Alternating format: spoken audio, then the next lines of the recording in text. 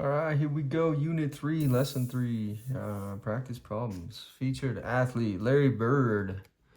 Um, this guy was the man.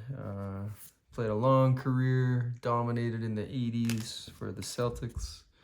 I think he's got 3 titles. Up until Steph Curry came along, he was probably considered like the best shooter of all time. He was tough as nails too. From I think he was from Indiana, French Lick. Um, I heard he could talk a lot of smack too. But anyway, Larry Bird, Larry Legends played for the Celtics pretty much the whole time. I think. Yeah, only the Celtics. Yeah, Boston legend. So Boston Celtics. Anyway, 80s legends for sure. He came up with Magic Johnson in. It was what, Michigan State versus Indiana? I can't quite remember, but yeah, he and Magic Johnson got the league like really popular before Michael Jordan came along, and it was almost always like the Celtics or the Lakers. Oh, what do you know? Magic Johnson's in there. That might add value to this card. Who knows? But anyways, Larry Bird, featured athlete. He's the man. All right. Lesson 3, practice problems. Here we go. Pentagon, A prime, B prime, C prime, D prime, E prime. The bigger one is the image of pentagon A, B, C, D, E after a dilation centered at F. What is the scale factor of this dilation? Pretty sure it's 2, but no, I'm not. No. It's not 2. Not 2 at all. Okay, so here's how you figure this out. You go CD over C prime D prime. So go CD over C prime D prime, right? And that's going to be 3 over 5. Now, I realize I made a mistake. You've actually got to switch them, because you know that A prime, B prime, C prime, D prime, E prime is bigger than A, B, C, D, E. So the scale factor is not 3/5, it's 5/3. All right, let's look at one more. CB to C prime, B prime. You just got to compare the corresponding sides. So 10 over 6. If you took 2 out of each, that's the same thing as 5/3. Let's look again. 5 over 3, okay. 10 over 6, 5/3. 5 over 3, yeah, we're good. Scale factor equals 5/3. You just got to compare the corresponding sides, and you know what they are based on the letter names. Okay, number 2, a polygon has perimeter 12 units. Polygon perimeter equals 12. It's dilated with a scale factor of 3/4. What is the perimeter of its image? Okay, that's easy. You just do starting perimeter times the scale factor equals the new perimeter. 12 times 3 over 4 equals your new perimeter. 12 times 3 is 36 over 4 equals P prime. 36 divided by 4 is 9. Boom, 9 units. Number 3, triangle ABC is taken to triangle A prime, B prime, C prime by a dilation. Which of these scale factors for the dilation would result in an image that was larger than the original figure? So you're looking for any scale factor greater than 1. That's right there, D. Everything else is 1 or less. So to get a larger image, the scale factor has to be greater than 1. If the scale factor is less than or equal to 1, it'll be smaller or the same size. We're going to talk about that magic number 1 a lot coming up. Okay, so there's 3. Let's go to 4. Dilate quadrilateral ABCD using center D and a scale factor of 2.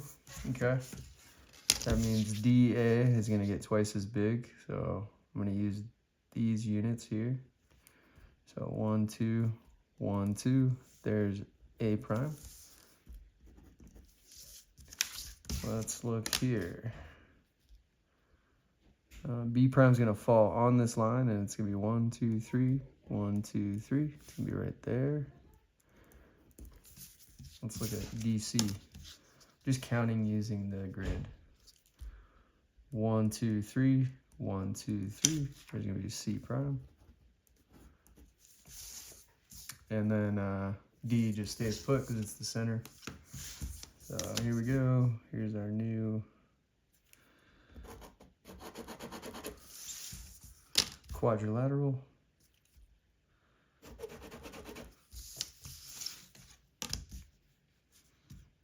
ABC was dilated by a scale factor of 2. Don't forget your prime labels. And then I'm going to just shade it in for us here. Crayons work pretty well for shading. Okay. Only like 15 minutes in, we're almost done. All right. So there is A prime, B prime, C prime, D prime. It's got to be, you got to measure from D, B, and then multiply it by 2. Measure from DC, multiply it by 2. Measure from DA, multiply it by 2. All right, dilate figure G using center B and scale factor 3. Okay, so watch this. We're just gonna measure here to here, which is 1.9.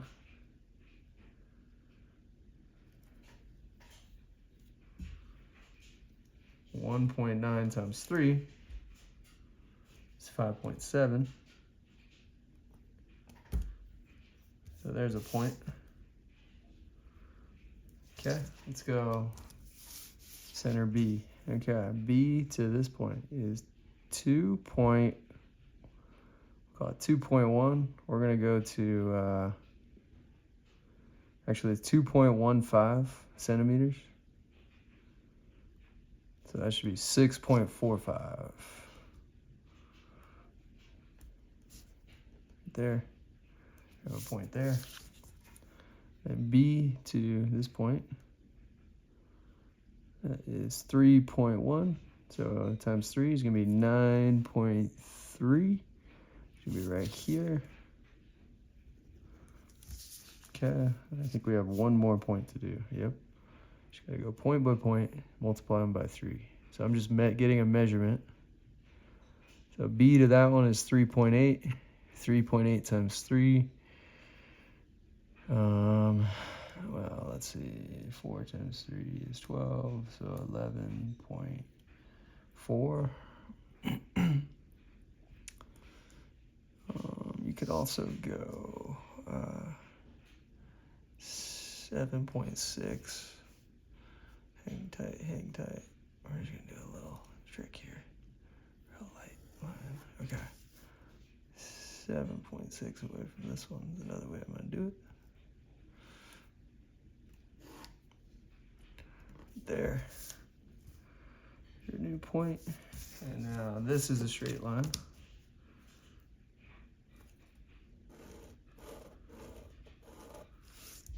This looks to be, is that the center? Let's see here. Oh, perfect.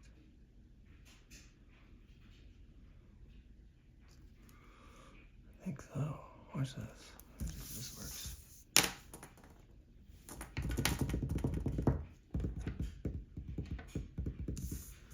I think that is it. We'll see. We'll see. We'll see. See if it does it. I have a hypothesis that the midpoint will go through. No, it didn't. Oh, well. Anyway, let's just hand draw this.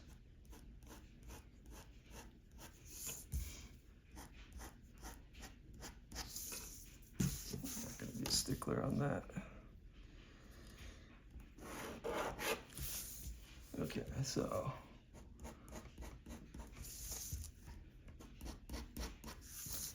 here we go. Disregard this. JF mistake. I had a hypothesis that this was the center of the circle. Anyways, yeah, so now figure G is going to be called figure G prime. We just measure from B to each point and then multiply them by 3, whatever that measurement was. So this thing is 1/3 the size of this. And then from here to here, the new point's going to be on the same line, but it's 3 times as big. So you measure this, multiply by 3, make sure the new dot is that distance. Here, this line segment right here is 1/3 of this one. This line segment is 1/3 of this one. So what you do is you just measure to each point, get a calculator out, multiply that number by 3, and then make sure your prime points fall on the same line. But yeah, done and done. That's number 5. So G prime right here is the dilated figure, and it's scale factor of 3.